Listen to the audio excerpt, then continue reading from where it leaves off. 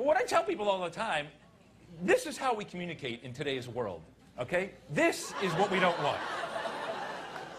This is typically called life or death by PowerPoint, right? We think in PowerPoint now. This is a true story. I was driving through Colorado a couple years ago. I hit a patch of ice on I-70 coming out of the Eisenhower Tunnel, going like, 65, 70, maybe 90 miles an hour. And I started spinning at top speed, and my life flashed before my eyes, and I swear to you, it was in PowerPoint. And how bad has PowerPoint got? This is actually the number of PowerPoint presentations per day. Look at that. It's 43 million per day in 2007, 54 million in 2008, 69 million this year, 88 million per day next year. Now, I looked at this chart. Look, that is growing, exponentially. I looked at this chart. Here's home foreclosures for a year. You see, that's growing about the same way. I realized that PowerPoint actually caused the mortgage meltdown.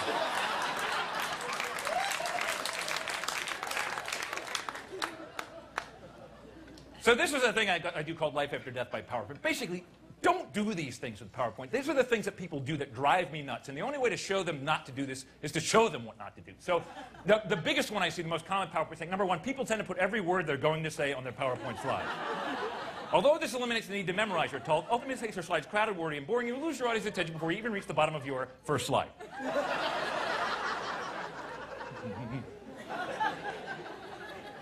Second most common, font size is important. Size matters. Too small, and that's not good for anybody. On the other hand, too big, and you're looking more. You just look like an idiot. Don't have your fonts moving. Keep your text stationary. There's nothing more annoying than text that doesn't blinking. Don't have it blinking. Don't have it spinning. Don't have stuff flying around the screen. You drive people with ADD crazy. They're just like, oh, what's happening? Oh. Now, since I'm talking about fonts, people are really into fonts. I've noticed this. By the way, here's one of the best jokes that I know.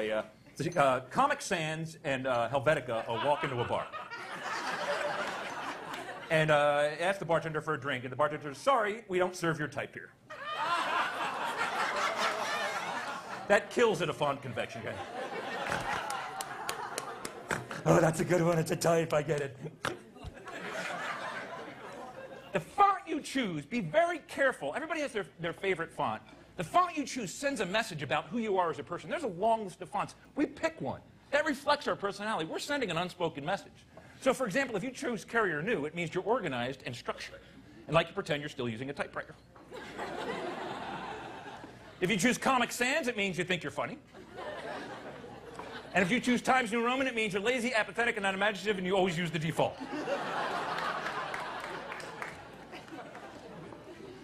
If you choose Georgia, it means you speak with a southern accent.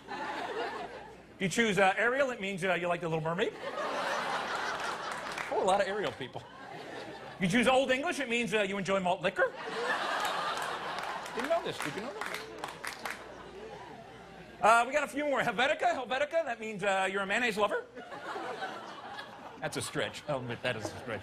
Blackadder, that means you're an African-American accountant. That one requires some thought. Sorry. And if you like wingdings, it means you're a nerd and you have no life. Now, if you type in all small letters, some people do that, all small letters, that means you're quiet, shy, and unassertive. If you type in all capital letters, that means you yell a lot. There's somebody over there. If you type small letters followed by capital letters, it means your caps lock is stuck on. Don't you hate when that happens? You're usually going along for a while, you look up, oh, darn! And then finally, if you have a mix of capital letters and small letters, that means this is a ransom note and you are a kidnapper. Very hard to do, by the way. The fourth most common PowerPoint mistake, avoid excessive bullet pointing, only bullet key points. Too many bullet points, and your key messages will not stand out. In fact, the term bullet point comes from people firing guns at annoying presenters. This slide, by the way, has crashed PowerPoint. Apparently, there's a max about how many bullet points you can have, and I said, I pressed it. The other thing you can do is have animations. People love animations. They have stuff going, zooming in and out and left and right. You get seasick watching some of these. And Turns out if you're a visual learner, your effectiveness as a speaker will go up with the more animations. But if they're easily distracted, they are not even paying attention to what you're saying. They're just watching the cool stuff.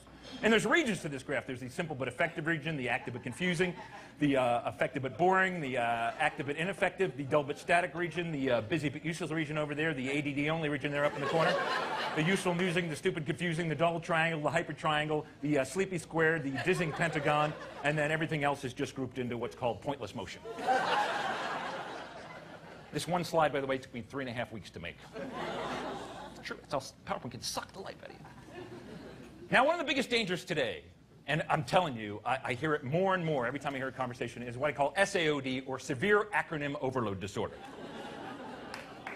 Have you heard people talk recently? There are no words going between, yeah, I am my CFO about our ROI and our CRM and our RRP, and it turns out our EPS is really SOL, so we better do something ASAP. Like, can I buy a vowel? I can't solve your conversation. And I made up this resume, but this could be a real resume in today's world. Look, I got an MBA from USC, an MSEE from MIT, a BSEE from DU. I worked at IBM, HP, VLSI, member of IEEE, EIT, NCAA, NAACP, RPA, AAA. I want a position as CEO, COO, CFO, CIO, CTO, CMO, CSO, CPO, CYO, VP, EVP, or EIEIO.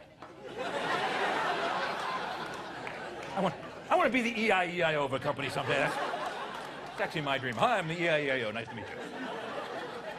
Call me Old McDonald. That's all right.